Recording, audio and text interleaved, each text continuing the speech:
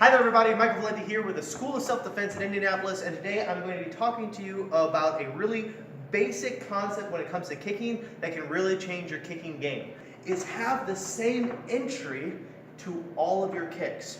So let me explain this concept. If all of your kicks look the same when you start them up, it's more difficult for your opponent to figure out what you're doing. For example, if I want to throw a front thrust kick, I'm going to take my front leg, I'm going to lift my knee into my center line, and I'm going to thrust the kick into his chest. But then if I want to throw a hook kick, some people call it a roundhouse, I'm going to do the same opening. I lift my knee into my center line, rotate my base, and then snap. And then if I want to throw a side kick, I do the same opening. I lift my knee into the center line, and then rotate my base into the side kick. By doing this, you have an incredibly deceptive set of kicks because every single time you pick up your leg, he's playing a game of rock, paper, scissors as for what kick you're going to throw. He has no way of telling because all your kicks start from the same position. So for example, let's say he's doing research while sparring with me and I throw a hook kick to his head. Boom! Okay, so now I know when I pick up my knee, he thinks that's the hook kick. So this time when I pick up my knee and I see that he has that guard, I'm going to swing it around and do a hooking heel kick.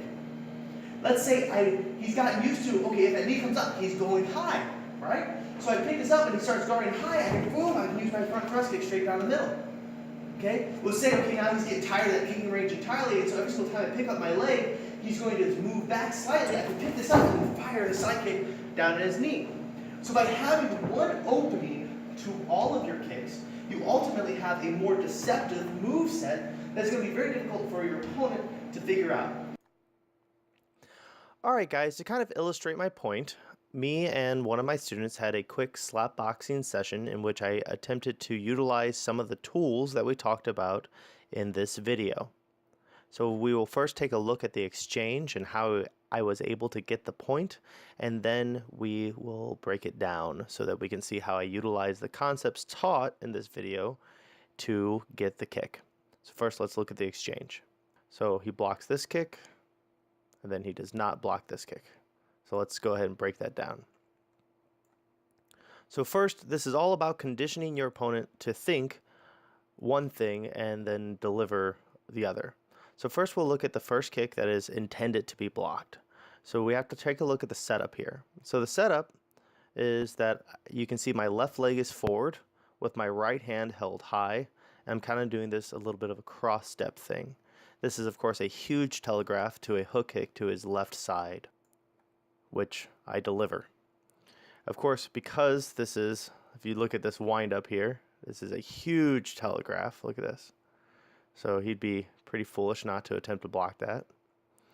And what I've done here is I've conditioned my opponent to think that this position is for a kick to the left of his side. He guesses, he says, okay, that kick's probably going to hit me on the left of my head, so I'm going to go ahead and put my guard up there, which he does. At this point, I have my opponent conditioned to believe that this position is the setup for a kick to the left side. So let's further the exchange. So I create a little space, and then I immediately do the exact same setup. Here we are again. So you see the left foot's forward, right hand is held high. So needless to say, Rob is going to attempt to block that same kick. Because Rob doesn't want to sit here and just get kicked and block over and over again, he's actually going to quite intelligently try to move in and jam this roundhouse kick or this hook kick to his left side. But I've delivered to him false information. So if you look at this setup, it looks exactly the same as the setup for this kick. So once again, you can see it's the same exact setup. So once I have that in his brain, I create the exact same scenario again. So he prepares to block to his left side, puts all of his reinforcements to the left, which allows me to get the kick to the right side of the head. And this is all just because I've set up false information and utilized the exact same opening for both kicks.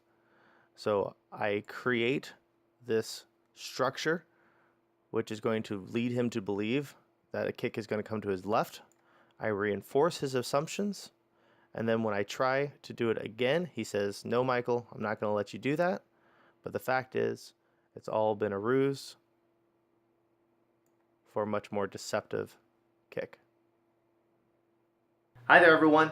I hope you enjoyed that video. Please be sure to rate, comment, like, and subscribe to this video here on YouTube, and feel free to share this video with your friends on Facebook. Speaking of Facebook, the School of Self-Defense also has a Facebook page, a Twitter page, and an Instagram page, so be sure to check us out there. Also, if you guys live in the Indianapolis area and you're interested in coming to train with us, all the information you need to get started is available at theschoolofselfdefense.com, so be sure to check that out. To be honest, we really appreciate your guys' support. We really couldn't do it without you. So until next time, fight on.